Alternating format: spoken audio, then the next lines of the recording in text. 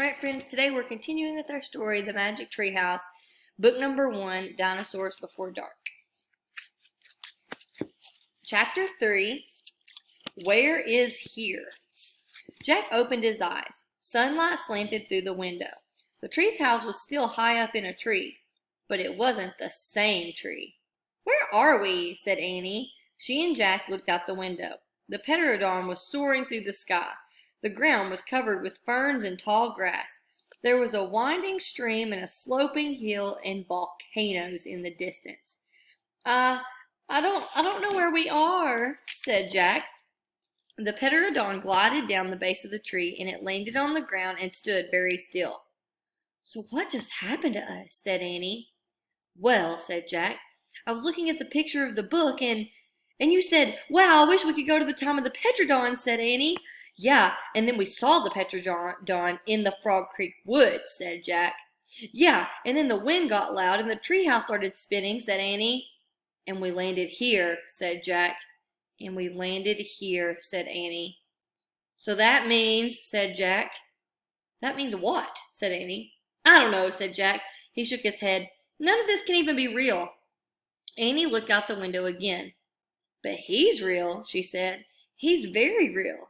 Jack looked out the window with her again. The pterodon was standing at the base of the tree like a guard. His giant wings were spread out on either side of him. Hi, Annie shouted. Shh, said Jack. We're not supposed to be here. But what is here? Said Annie. I don't know, said Jack. Hi, who are you? Annie called to the pterodon. The creature just looked up at her. Are you nuts? He can't talk, said Jack. But maybe the book can tell us. Jack looked down at the book and he read the words under the picture. This flying reptile lived in the Cretaceous period. It vanished 65 million years ago with the dinosaurs. That's impossible, said Jack. We can't have gone to a time 65 million years ago. Jack, said Annie. He's nice. Nice, said Jack. Yeah, I can tell, said Annie. Let's go down to him. Go down, said Jack. Annie started down the rope ladder. Hey, come back, said Jack, but Annie kept going. Annie, wait, Jack called. Annie dropped to the ground. She stepped boldly up to the ancient creature.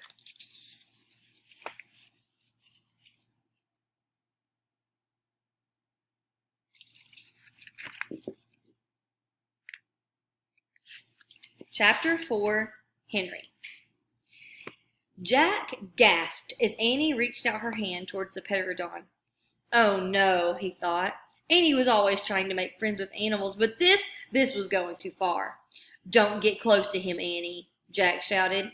Annie touched the pterodon's crest. She stroked his neck. She was talking to him. What in the world is she saying? Jack wondered. He took a deep breath. Okay, he would go down too. It would be good to examine a pterodon. He could take notes like a scientist. Jack started down the rope ladder. When he reached the ground, he was only a few feet away from the creature. The pterodon stared at Jack.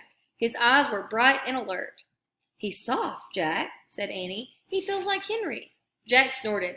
He's no dog, Annie. Feel him, Jack, said Annie. Jack didn't move. Don't think, Jack, just do it, Annie said. Jack stepped forward. He reached out very cautiously. He brushed his hand down the creature's neck.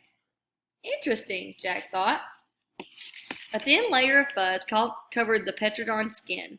Soft, huh? Said Annie. Jack reached into his backpack and pulled out a pencil and a notebook. He wrote, Fuzzy Skin. What are you doing? Asked Annie. Taking notes, said Jack. We're probably the first people in the whole world to have ever seen a real live pterodon.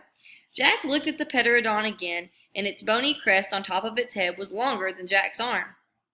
I wonder how smart he is, Jack said. Very smart, said Annie. Don't count on it, said Jack. His brain's probably not much bigger than a bean. No, he's very smart. I can feel it, said Annie. I'm going to call him Henry.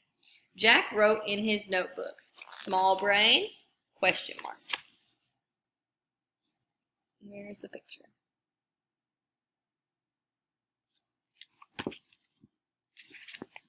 Jack looked at the creature again. Maybe he's a mutant, he said. The pterodon tilted his head. Annie laughed. He's not a mutant, Jack. Well, what's he doing here then? Where is this place? Said Jack. Annie leaned close to the pterodon. Do you know where we are, Henry? She asked softly. The creature fixed his eyes on Annie. His long jaws were opening and closing like a giant pair of scissors. Are you trying to talk to me, Henry? Asked Annie. Forget it, Annie, Jack wrote in his notebook. Mouth like scissors. Did we come to a time long ago, Henry? Asked Annie. Is this the place from long ago? Here's where Jack wrote that he had a mouth like scissors. Suddenly, Annie gasped. Jack! Jack looked up. Annie was pointing towards the hill. On top stood a huge dinosaur.